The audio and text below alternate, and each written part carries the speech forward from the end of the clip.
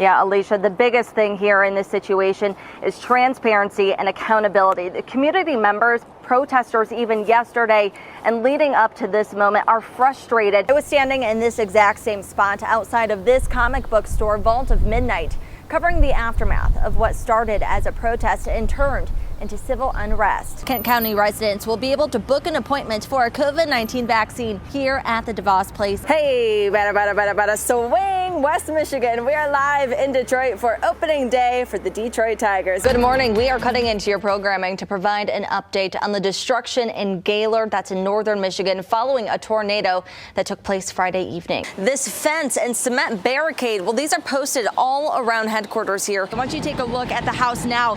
You see that fire that's coming through the roof? That's what they say makes this so difficult. Another evening of peaceful protests is wrapped up here in downtown Grand Rapids yesterday evening following the video release showing the moment Patrick Loyola was shot and killed by a Grand Rapids police officer. If we take a look down this way, this is where things get pretty tricky. It's trying to make it up this hill, and we just saw an accident live on TV. That winter weather event has come and gone here in Kalamazoo, but what remains is still a lot of snow. Let's take a look at the road. We did see protests yesterday. As far as today goes and this week, that's still unclear. And that was Governor Whitmer, Dr. Calhoun, and health officials providing an update on the state's COVID-19 response. Now, to recap some main points that we want to talk about. At the courthouse, a heavily secured building here in downtown Grand Rapids, glass windows completely shattered. You can hear our feet stepping on it. What is the emotion that you're feeling right now?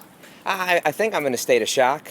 Yeah, I am. I'm trembling all over. I've never experienced anything like this. The FBI confirmed to Fox 17 it raided a home in Hazel Park on the east side of the state. The Republican state representative Mark Huizenga has won the race to fill the vacant 28th District State Senate seat. Consider me sold. We are live this morning in DeVos Place at the Michigan International Auto Show. Make sure you stay with us. We've got a lot in store this morning. Yeah, I'm reporting ready. live in Born Detroit. Yeah. Savannah Fish, Fox 17 News. Oh, yeah. Hey! Oh, yeah.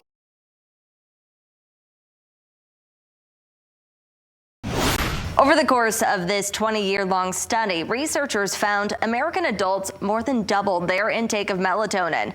But the concern here really isn't its popularity, rather the dosage that's being taken. And since we likely all know someone who takes a sleeping supplement, it's important to know what's safe and what's not.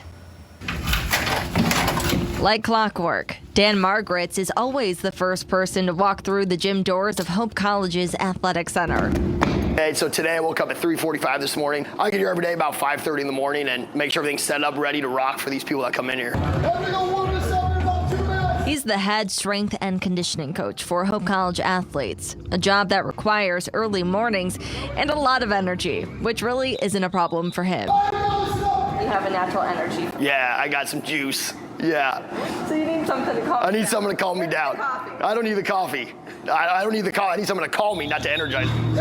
It's people like Dan who go to bed at odd hours or simply need help falling asleep that have turned to the well-known sleep supplement, melatonin. I get like restful sleep without like feeling groggy and not waking up. So like I wake up like rested, ready to go. In a new study by the Journal of the American Medical Association, researchers analyzed 20 years of data from more than 55,000 surveyed U.S. adults.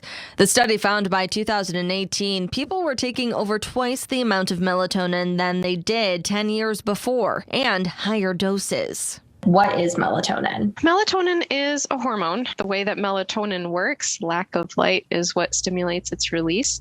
And unfortunately, we're getting a lot more light exposure, especially at nighttime. So that light, especially the blue light spectrum, actually decreases your brain's melatonin release. In addition to us just leading busier lives and pushing sleep later and shorter, it's not surprising that people are looking to help them get settled and get to sleep faster. Dr. Kelly Waters is a sleep medicine specialist and neurologist at Spectrum Health.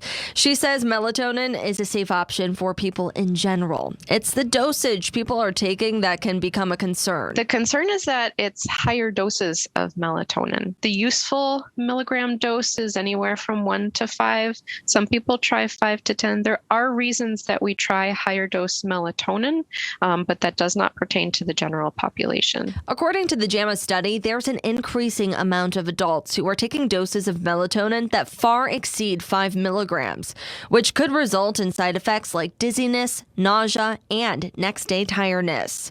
Another concern, these supplements have little regulation and are often labeled inaccurately, making it hard for experts to know how it interacts with other medications. It's not FDA regulated the way prescription medications are. There have been studies that look at, well, what does the milligram on the package say, and then actually breaking down the pills and analyzing what is the melatonin component. Some might be accurate, some might be off by 20% up to 400%. Dr. Waters says she recommends her patients use melatonin for short-term sleep scheduling or shifting because too much for too long of a period could actually impact your body's natural production of the hormone.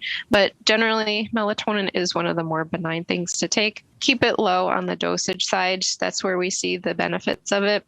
If you're pushing the dose, you're probably not going to get a lot more benefit from it.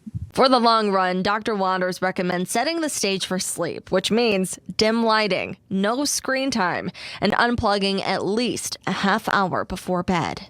Dr. Waters says when taking melatonin 5 milligrams or less, it's important to take it correctly, which is 2 hours before your desired bedtime. That way it has time to reach its target cells and suggest sleep.